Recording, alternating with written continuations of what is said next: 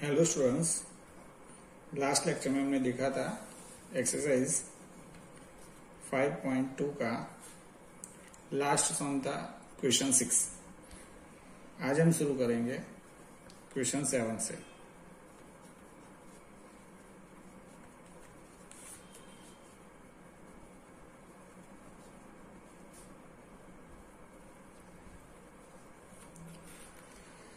Question 7 उसमें हमें बोला गया है कि find the 31st term of an AP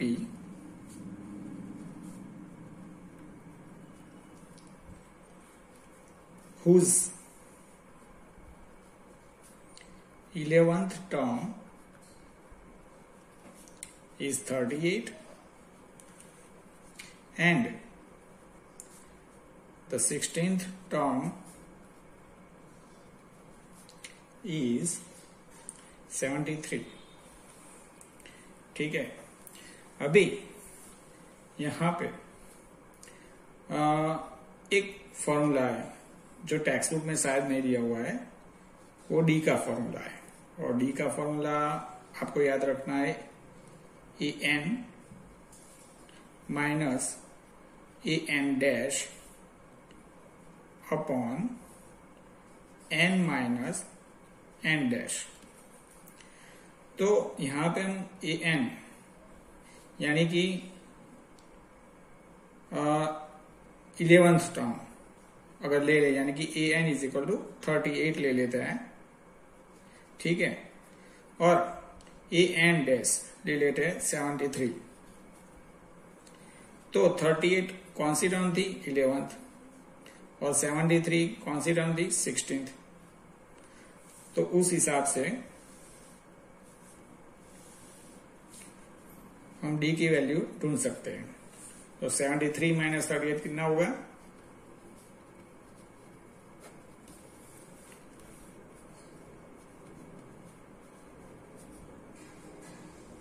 35। ठीक है, तो माइनस 35 डिवाइड बाय -5 और उस हिसाब से डी की वैल्यू मिलेगी 7। अभी ये दोनों टर्म में से हम एक टर्म का यूज करेंगे। चलो मान लेते हैं कि हम 11 टर्म, ठीक है। तो ये 11, तो उसका फॉर्मूला क्या बनेगा? ए प्लस एन माइनस 1 डी। ए 11th 38 है, ए की वैल्यू हमें ढूंढनी है। एन 11 माइनस 1 और डी की वैल्यू हमें मिल गई 7। तो 38 इज इक्वल टू ए। अभी 11 minus 1 10 multiply 7। 38 is equal to a plus 70. So a is equal to 38 minus 70। ठीक है, तो a की वैल्यू हमें मिल गई -32। ठीक है, अब a की भी वैल्यू मिल गई है और डी की वैल्यू भी हमें मिल गई। अब हमें 31st टर्म ऑफ एपी ढूंढना है। तो a 31 is equal to a plus n minus 1 d. A की वैल्यू -32, एन की वैल्यू 31 माइनस 1 और डी हमारे पास है 7। -32 प्लस 31 माइनस 1 30 मल्टीप्लाई 7। यानी कि -32 प्लस 210, और 210 में से 32 माइनस करते हैं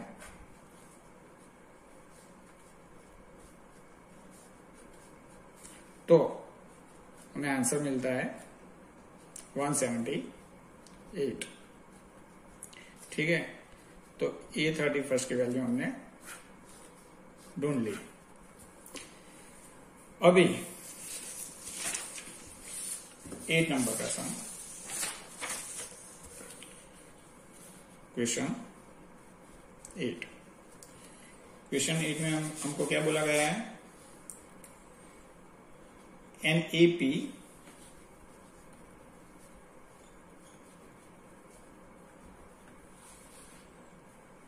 consists of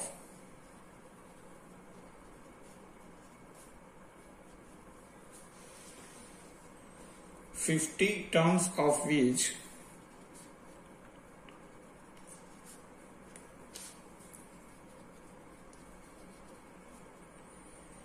3rd term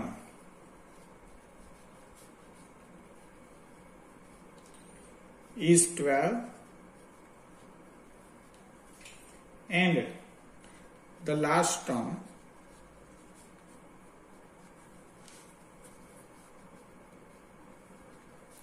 is 106. Then find the 29th term। ठीक है, अभी an AP consisting of 50 terms of which 3rd term, यानी कि उसकी लास्ट टर्म कौन सी है वो हमें मालूम है। ठीक है, यानी कि टोटल इसमें 50 टर्म्स है। 3rd टर्म में दी गई है 12 एंड द लास्ट टर्म, यानी कि हमें ये 50 दी गई है 106। ठीक है, और हमें ढूंढनी है ये 29 क्वेश्चन मार्क। तो ये क्वेश्चन 7 की तरह ही है, यहां पे भी हम यही डी वाला फॉर्मूला यूज करेंगे, an minus an dash upon n minus n dash. यहां पे an, चलो an ले लेते हैं हम 106 और an डैश ले लेते हैं हम 12। तो 106 कौन सी टर्म थी? 15 और 12 3rd। तो यहां पे हमें डी की वैल्यू क्या मिलेगी? 106 माइनस 12 94 अपॉन 50 में से 3 चले जाएंगे तो कितना रहेगा? 47। तो उस हिसाब से हमें डी मिल गया 2। ठीक है,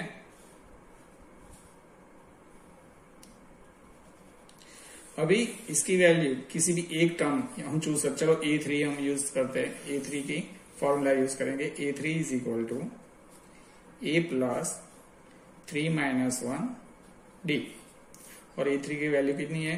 12। अभी यहाँ पे A की वैल्यू ढूंढनी है, 3 माइनस 1 2 और D की वैल्यू भी 2। तो 12 is equal to A plus 4। So A is equal to 12 minus 4, यानी कि A की वैल्यू मिल गई हमें 8। अभी हमारे पास A की भी वैल्यू है और D की वैल्यू भी मिल गई है, तो हमें ढूंढना क्या है? 29th term. ठीक है, तो A29 का फॉर्मूला क्या रहेगा? A प्लस n यानी कि 29 माइनस 1 D। A की वैल्यू 8 है, 29 माइनस 1 कितना रहेगा? 28, और D की वैल्यू कितनी है? 2, जो हमने ऊपर ढूंढी। तो 8 प्लस 56 और 56 प्लस 8 कितना होगा 64। तो 829 हमें कितना मिला 64। ये हमारा आंसर हुआ। अभी क्वेश्चन 9। क्वेश्चन 9 में क्या बोला गया है, क्वेश्चन लिखते हैं if the third and the ninth term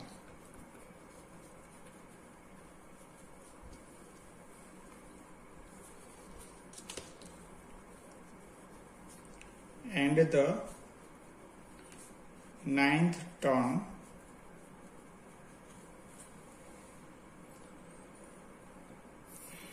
of an AP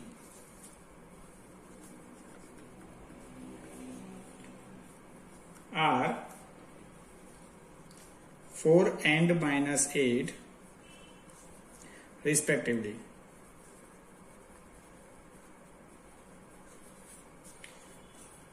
Which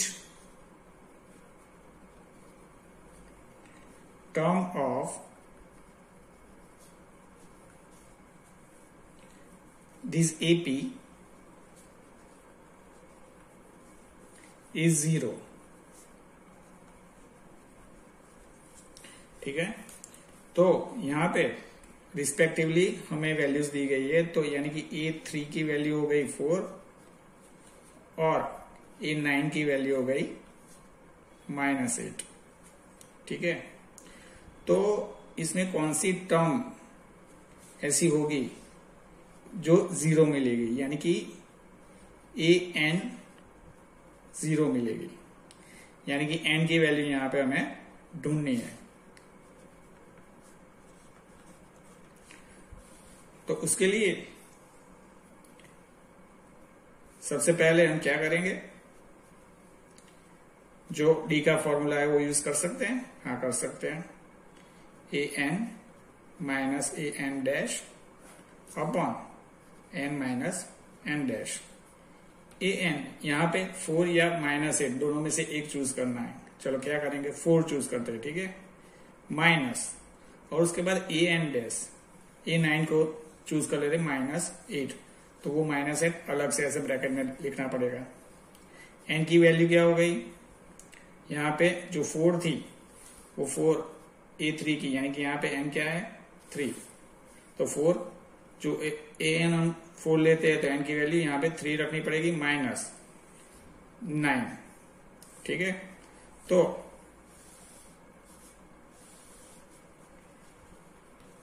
इस हिसाब से 4 + 8 हो जाएगा और डिवीजन में 3 - 9 की वैल्यू क्या मिलेगी -6। अभी 12 अपॉन -6, तो डी की वैल्यू हमें फाइनली मिली -2।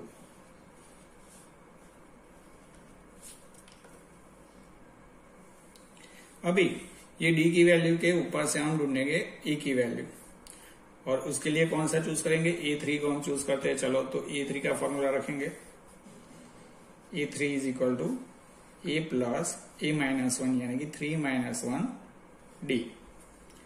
चलो, A3 की वैल्यू क्या है 4, A की वैल्यू ढूंढनी है 3 - 1 2 और D की वैल्यू मिल गई -2।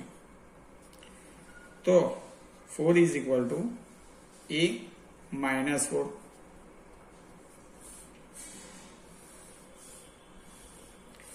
यहां पे फिर से लिखते हैं 4 इज इक्वल टू A -4 और A एज इट इज रखते हैं, ये 4 भी एज इट इज रखते हैं। ये -4 है, इस तरफ आएगा तो +4 बन जाएगा।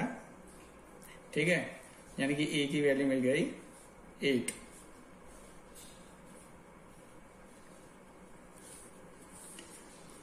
अभी हमारे पास A भी है और अभी D भी है, और AN की वैल्यू भी दी गई है 0 और हमें N ढूंढना है।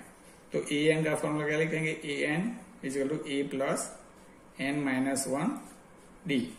चलो, AN की जगह पे क्या रखेंगे 0, जो हमें दिया गया है। A हमने ढूंढ लिया 8, N ढूंढना है -1 और D की वैल्यू क्या रखेंगे -2। ठीक है। अभी सबसे पहले 8 जो है वो इस तरफ चला जाएगा तो 0 - 8 हो जाएगा, ठीक है। और यहाँ पे n-1 और मल्टीप्लाई -2। नेक्स्ट स्टेप में 0 - 8 का आंसर आएगा -8, और ये जो -2 है यहाँ पे मल्टीप्लिकेशन में है तो वो यहाँ पे डिवीजन में चला जाएगा। तो n-1 = -8 अपॉन -2। यहाँ पे आंसर आ जाएगा पॉजिटिव 4, ठीक है, यानी कि 4 = n-1।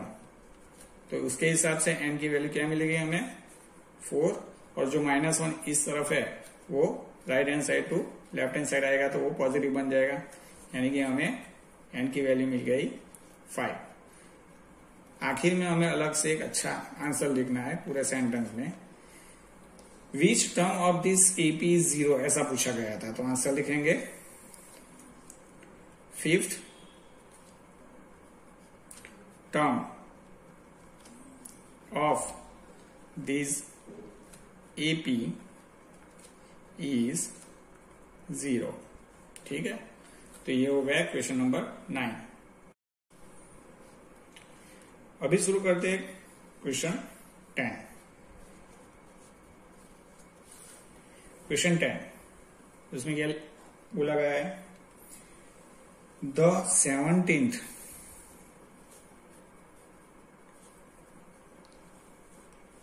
Term of an AP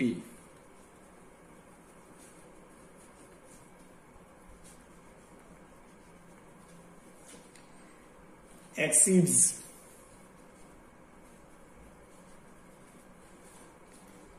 its 10th term, the 17th term of an AP exceeds its 10th term by 7. Find the common difference.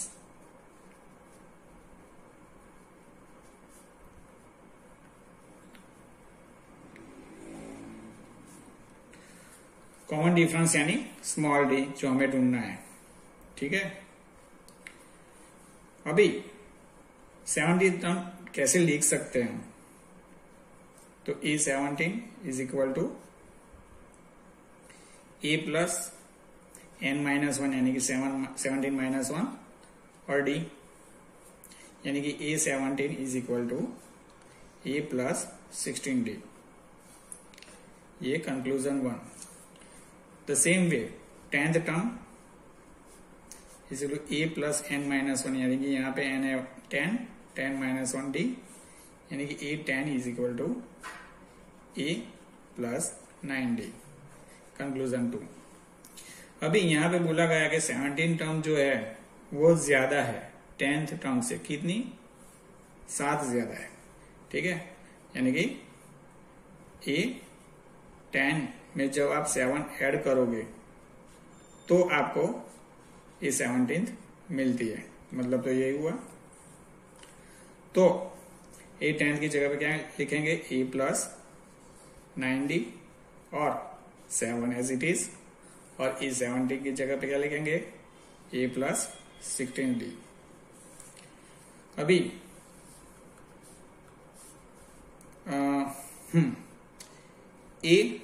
अभी ये जो A है वो from right hand side to left hand side आएगा तो minus हो जाएगा, ठीक है। 7 एज इट इज रखते हैं, और ये जो प्लस 9D है उसे लेफ्ट हैंड साइड से राइट हैंड साइड ले जाते हैं, तो 16D में से वो माइनस हो जाएगा, क्योंकि इस तरफ वो पॉजिटिव है, उस तरफ जाएगा तो वो नेगेटिव बन जाएगा, ठीक है। तो E में से कैंसिल, तो नेक्स्ट स्टेप बना 7 = अभी ये लाइक टर्म हो गई 16D और 9D, तो उसका सब्ट्रैक्शन हो जाएगा, और उतना सब्ट्रैक्शन कितना होता है 16 में से 9 जाए तो 7D, ठीक है। अभी D = 7/7, तो आंसर क्या बना D = 1।